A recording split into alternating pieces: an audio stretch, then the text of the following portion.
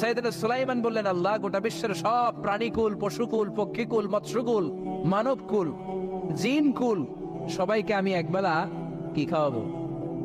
সবাই বলেন, কথা বলেন না। লাঞ্চ খাওয়াবো, দুপুরের খাবার। সবাই বলেন, কি খাওয়াবে? দুপুরের খাবার খাওয়াবো। আল্লাহ বললেন, no, it's not your duty man, it's not your job. সুলাইমান, এটা তোমার কাজ না, এটা আমার কাজ, তুমি পারবা না। সাইয়েদনা সুলাইমান বললেন, আল্লাহ, লেট মি ট্রাই, আমার একটু চেষ্টা করতে দেন না।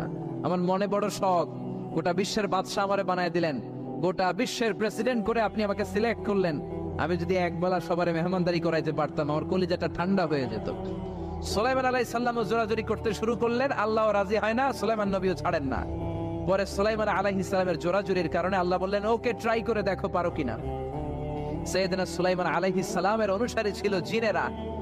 জিনেরা ওনার কথা শুনতো, সব জিনদেরকে নিয়ে বসালো, জিনদের সাথে গোল টেবিল বৈঠক।